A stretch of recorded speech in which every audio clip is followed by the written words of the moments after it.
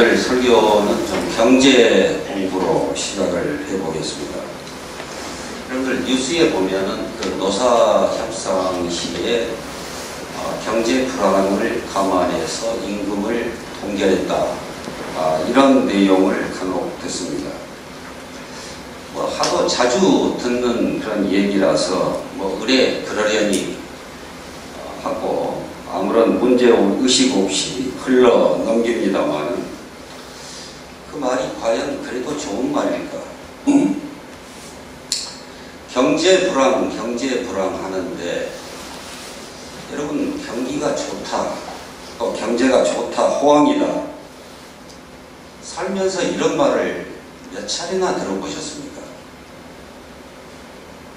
저는 87년 IMF 무렵 한 전후 1년, 한 2년, 그때 좀 경기가 좋다, 경제가 흥청거린다, 이런 말 들어보고, 그 이전, 그 이후로는 도무지 경제가 좋다, 호황이다, 이런 말을 들어본 기억이 없는 것 같습니다. 노동자들이 열심히 일한 덕분에 회사가 많은 이윤을 남겼으니 그 혜택을 노동자들과 함께 나누고 기뻐하겠습니다. 이렇게 직원들의 삶의 질과 또 사기를 높여주는 회사가 있다고 하면 아마 뉴스거리가 될 것입니다. 경제 불황을 감안해서 임금을 동결했다, 임금 동결을 합의했다 하는 이 말은 과연 진실에 부합하는 말일까요? 엊그제 기사를 보니까 우리나라의 지난달 11월 달 수출액이 604억 4천만 달러, 거의 70조 원이 넘는 그 수출액입니다.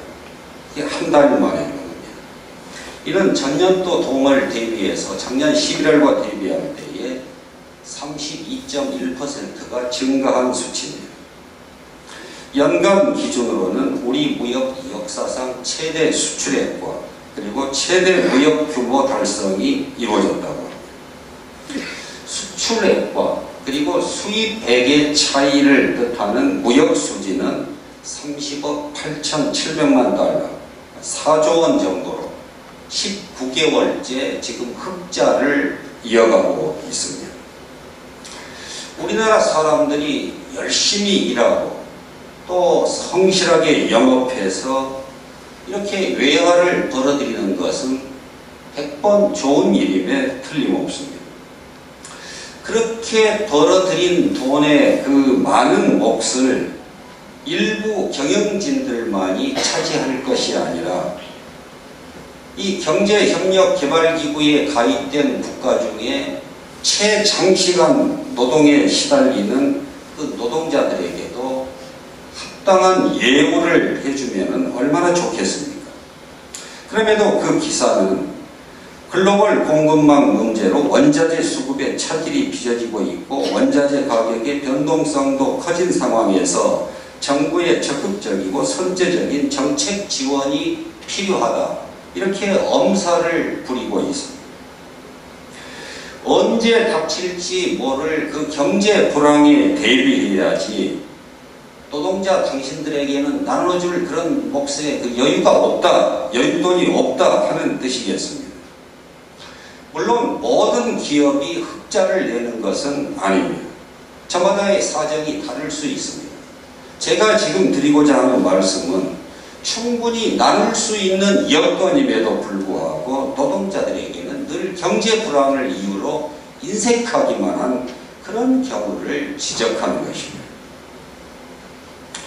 귀에 딱지가 생길 정도로 우리가 들어온 경제 불황이 사실이라면은 어떻게 우리나라가 매년 꾸준히 성장해서 세계 10위권의 경제 대국에 진입하고 또 선진국의 문턱을 넘어설 수 있었겠습니까?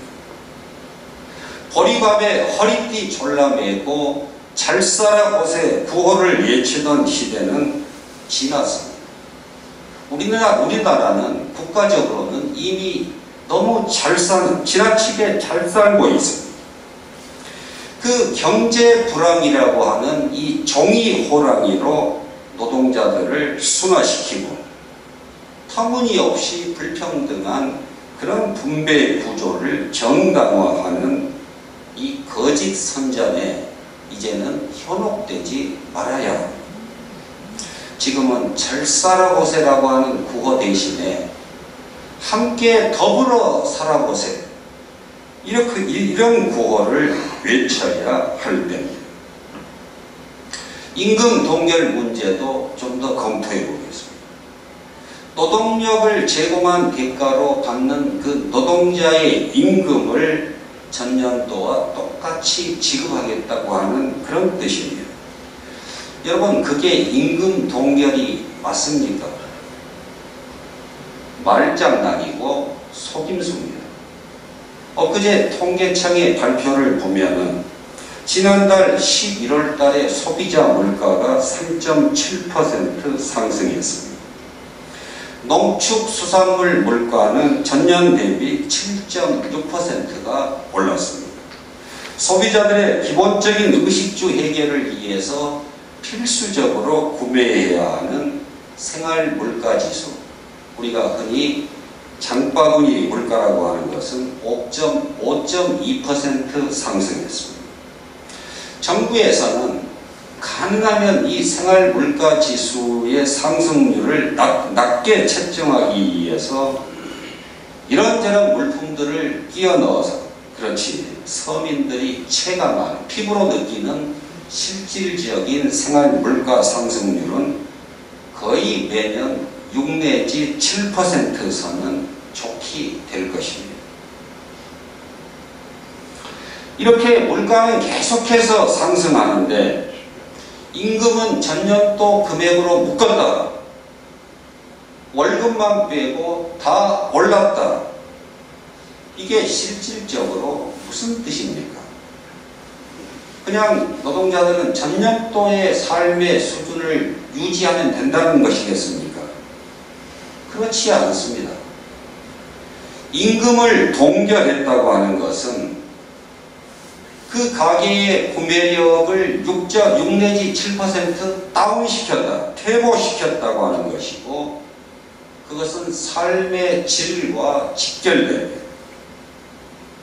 이와 같이 노동자 가족의 삶의 질을 저하시키는 그런 사회 경제적 폭력을 강제하고서도 그것을 교묘하게 은폐하기 위해서 임금 동결이라고 하는 흰소리를 하고 있습니다. 노동자들을 우롱하는 처사입니다. 공자는 당신에게 정치를 맡기면 무슨 일부터 하겠느냐 하는 질문을 받고, 내가 정치를 하게 되면 반드시 이름을 바로잡겠다, 정명하겠다, 이렇게 답변했습니다. 이 말은 실제와 부합하는 이름이 있어야 하고 그 이름이 반듯해야만 각 주체 간의 역할과 행위가 실현되고 서로 오해 없이 소통할 수 있다는 그런 뜻입니다. 진실을 은폐하는 그 임금 동결이라고 하는 용어 대신에 우리는 삶의 퇴보 혹은 궁핍 강제라고 하는 그런 다른 이름을 붙여줘야 그 문제의 본질을 파악하고 잘못된 현실을 개선하는 일에 한 발짝 더 나아갈 수 있게 됩니다. 이번에는 군사 문제로 시선을 돌려보겠습니다. 70년 넘도록 계속 지속되고 있는 이 남북의 분단 상황은 우리 민족의 수치이자 우리 민족의 무한한 가능성을 옥죄고 있는 촉새로 작용하고 있습니다. 북한의 그 남침을 저지한다고 하는 명목하에 미군들이 우리 사회 곳곳에 배치되어 있고, 그와 같은 안전보장의 대가로 미국에서 매년 엄청난 무기들을 사들이며 막대한 미군 주둔비도 분담하고 있습니다.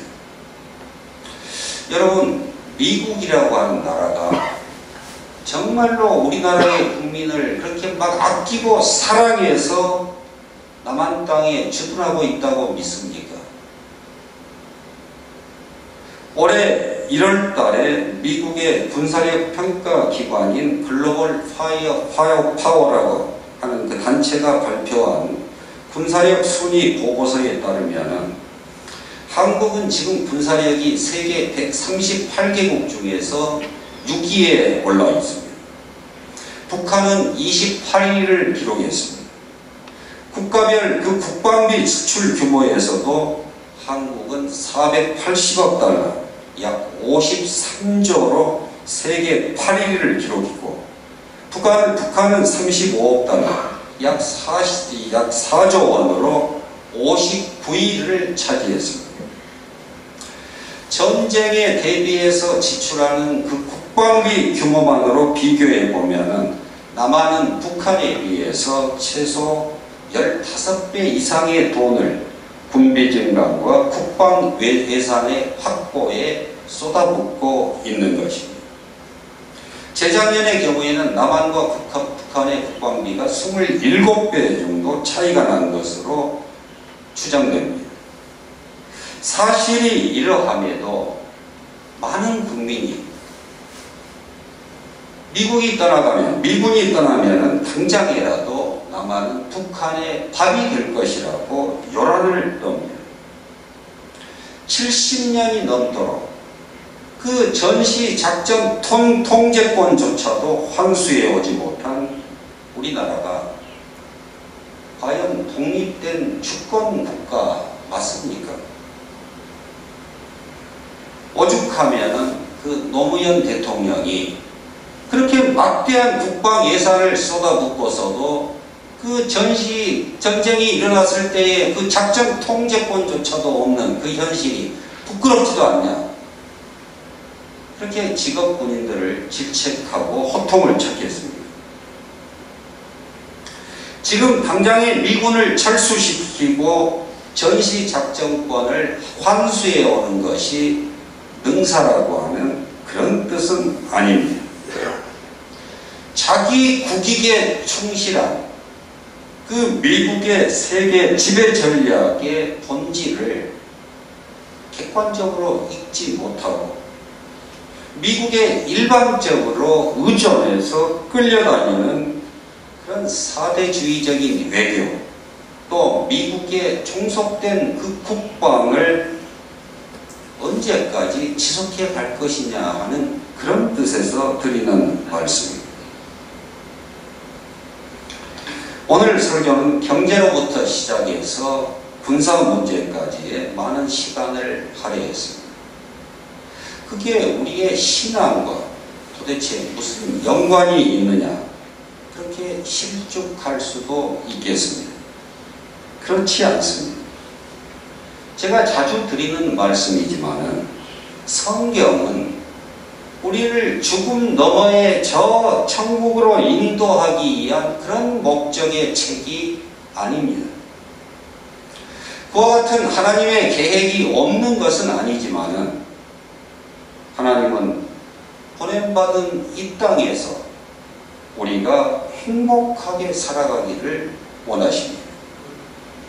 일체의 폭력과 차별 없이 오늘 우리가 읽은 교동문, 그 이사야 예언자의 표현대로라고 하면은 이리가 어린 양과 함께 살고 표범이 어린 염소와 함께 누우며 모든 곳에서 해됨도 없고 상함도 없이 오직 하나님을 아는 지식으로 충만한 세상, 그런 세상 말입니다.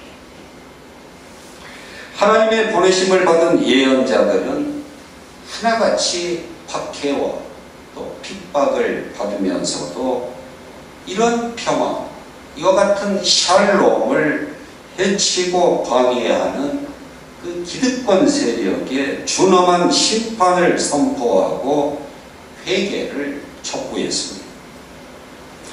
성경의 그 절대적인 관심 영역은 이 땅에서의 정치, 경제, 사회, 문화, 즉 사람살이인 것입니다. 그러니 오늘날 성경적인 신앙, 성경적인 설교라고 하는 말을 단순히 성경 구절의 나열로 협소하게 이해하는 것은 얼마나 비성경적인 이해와 또 태도입니까? 내 책임의 사회적 이슈를 한 가지만 더 거론하겠습니다. 촛불혁명으로 세워진 이 정권의 가장 우선되는 소임은 법조계와 언론계 그리고 재벌들 간의 그 굳건한 카르텔, 그 동맹의 균열을 내서 본래적인 자기 존재 이유를 회복시키는 일이었습니다.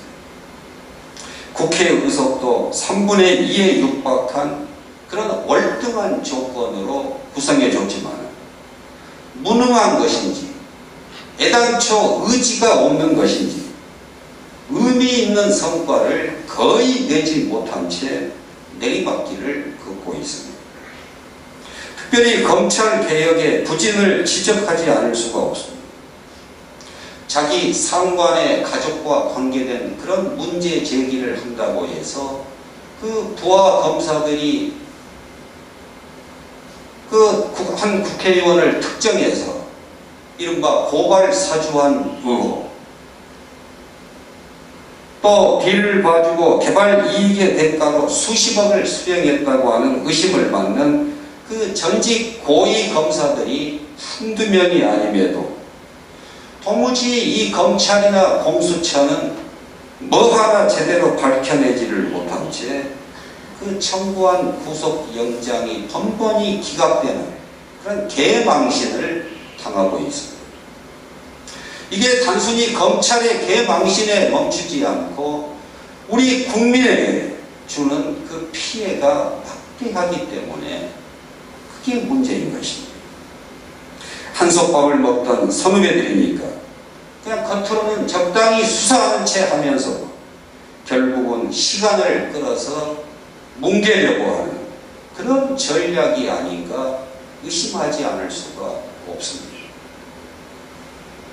제가 지금 오늘 별 연관이 없어 보이는 경제 문제, 군사 문제, 그리고 법조계 문제, 이것들을 거론하는 이유가 무엇인지 여러분들 짐작할 수 있겠습니까? 겉으로 나타나는 그 현상 이면의 진실, 그 본질을 보는 그런 안목을 키워야 한다는 것입니다. 진실을 가리고 사실을 호도하는 그런 말장난에 속아 넘어가서 안 된다는 것입니다.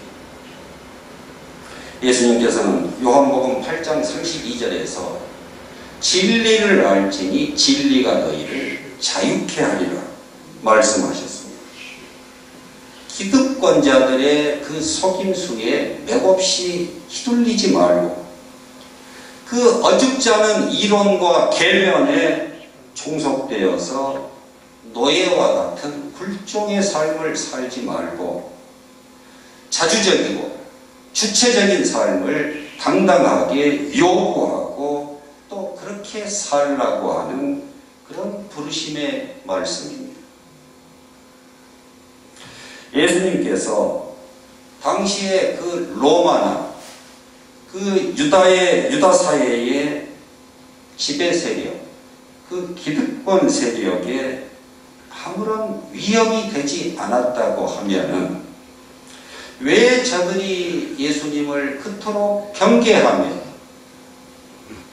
뭐에 쫓기기라도 하듯이 서둘러 십자가에 처형할 이유가 뭐 있었겠습니까? 제가 지금까지의 신학 공부를 통해서 이해한 예수는 사회적인 통념과 또 당대의 지배적인 그런 관습을 고분고분 따르는 그런 체제 수능적인 인간상을 권고하고 독려하는 분이 아닙니다. 예수님은 유구한 그 예언자의 전통을 이어받아서 불이한 정치 경제 현실에 대해서 분노하고 저항하고 그러한 현실이 유지되고 확장되도록 이념적 뒷받침을 하고 있는 타락한 종교체제를 뒤집어 엎으라고 선동하십니다.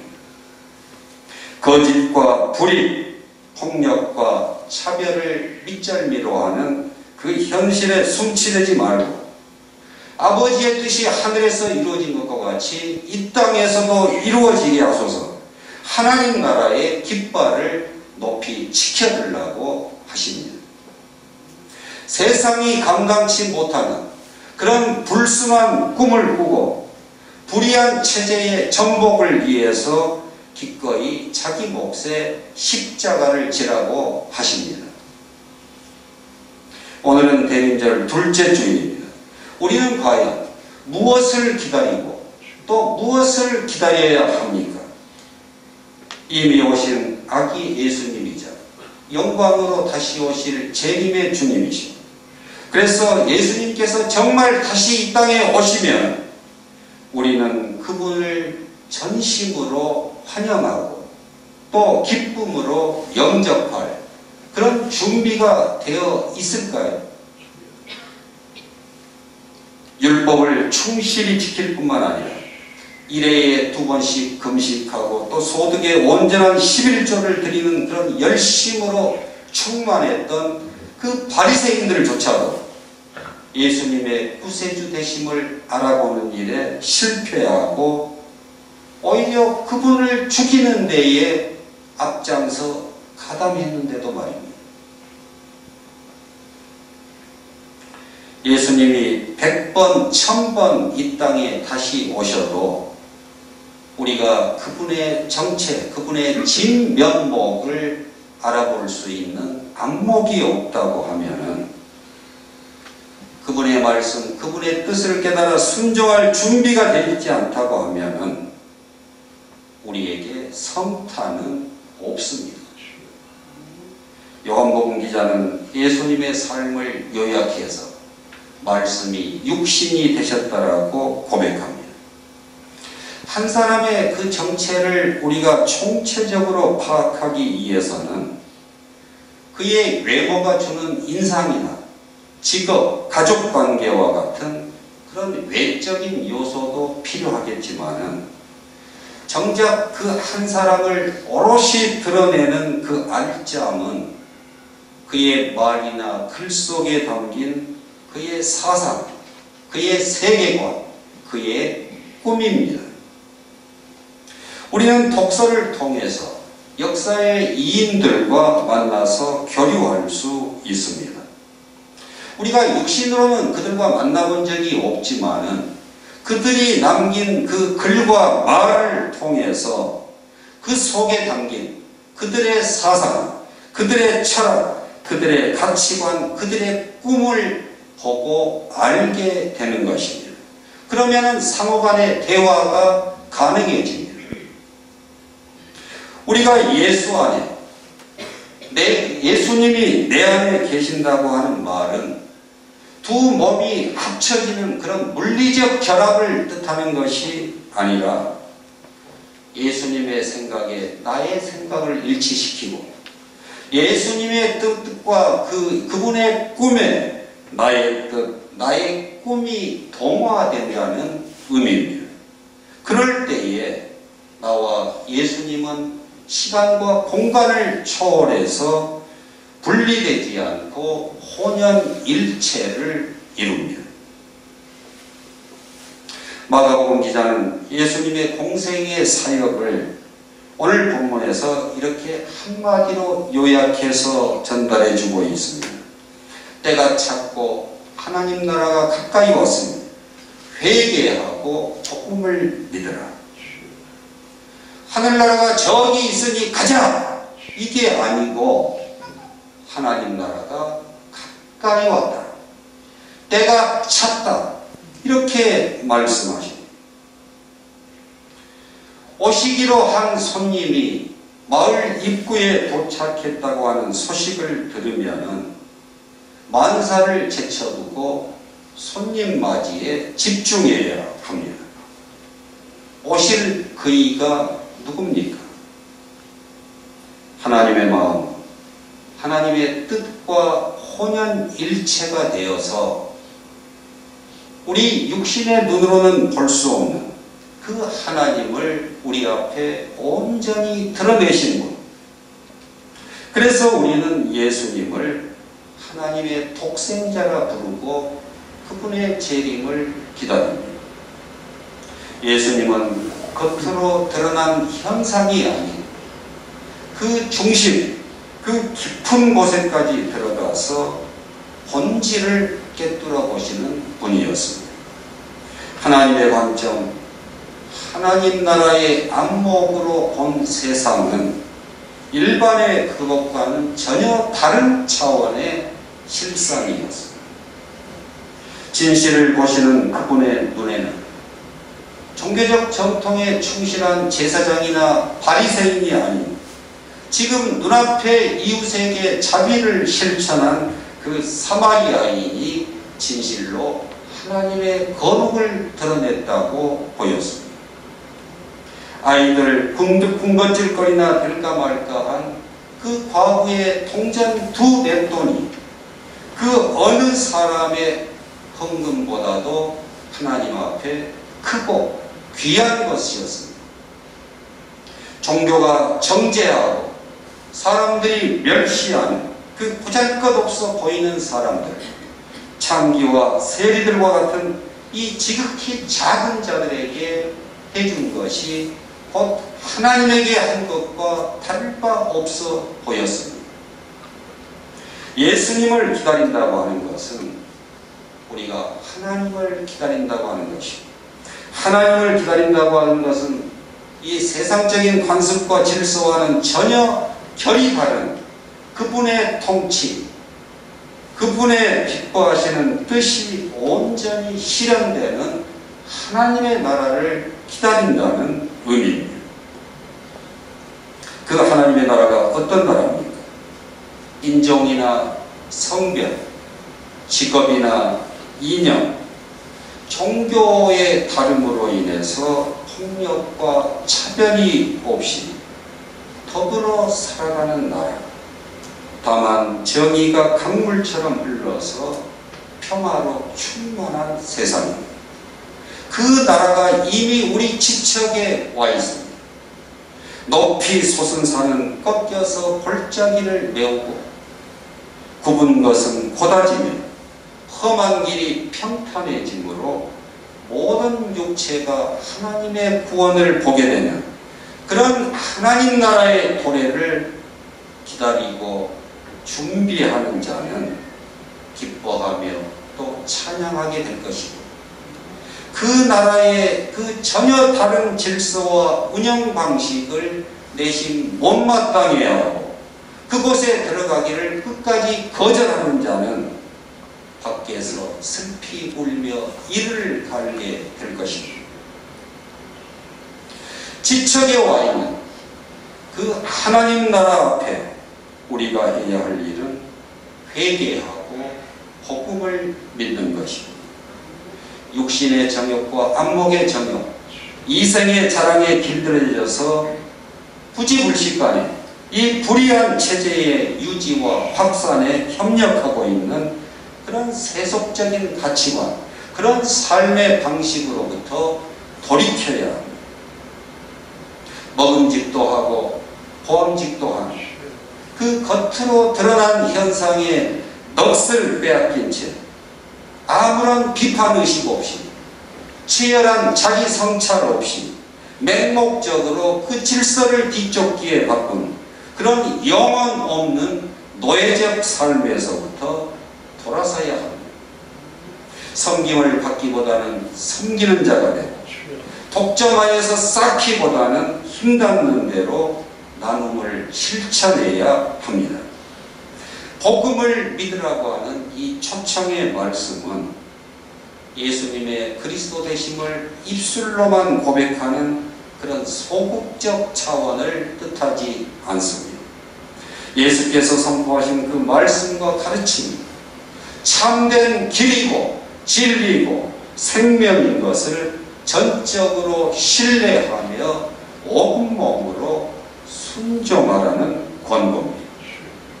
세상적인 가치관, 편협하고 옹졸한 그 신앙관에 그 닫힌 문을 활짝 열고 문 밖에 서 계시는 주님을 모셔드려서 그분으로부터 듣고 그분으로부터 배워야 합니다. 그분의 눈과 그분의 마음으로 세상과 사건의 그 실상을 보는 것입니다. 나는 부활이요 생명이니 나를 믿는 자는 죽어도 살게 살아서 믿는 자는 결코 죽지 아니하리니 네가 이것을 믿느냐 하는 그 주님의 물음에 주여 그러하여라. 주는 그리스도시요 세상에 오시는 하나님의 아들이신 줄 내가 믿나이다. 입술만이 아닌 온몸으로 응답하는 자가 주님의 성탄을 전심으로 기뻐하고 또 즐거워할 수 있게 될 것입니다. 주 성령께서 우리의 마음과 우리의 생각을 감화 감동하여서 우리가 돌이켜 그 하나님 나라의 백성으로 거듭나는 그런 성탄의 은총이 우리 모두에게 충만하기를 빕니다. 아멘. 우리의 외모를 따라 판단치 아니하시고 중심을 보시는 하나님, 겉으로 드러난 그 현상에 매몰되지 아니하고 그 실제의 본질을 해독할 수 있는 그런 하늘의 지혜와 명철을 주시옵소서. 아멘. 때가 찼고 하나님 나라가 가까이 왔으니 그 우리가 어둠의 행실을 벗어버리고 빛의 갑옷을 입게 하여 주시옵소서. 아멘. 자세히 보아야 예쁘고 또 오래 보아야 사랑스럽듯이 우리가 예수님을 깊이 생각함으로 그분의 그리스도 되심을 온몸으로 고백하여서 주님의 눈으로 세상을 보고 주님의 마음으로 사람들을 대하며 살아가게 하여 주시옵소서. 아멘. 하나님의 뜻, 그 하나님의 통치가 온전히 실현되는 그 하나님의 나라를 소망 가운데 기다릴 뿐만 아니라 기뻐하고 즐거워하며 그 나라에 들어갈 수 있는 복된 믿음의 소유자들이 다 되게 하여 주시옵소서. 아멘. 길이요 진리요 참 생명이신 예수님의 이름으로 기도하옵나이다. 아멘.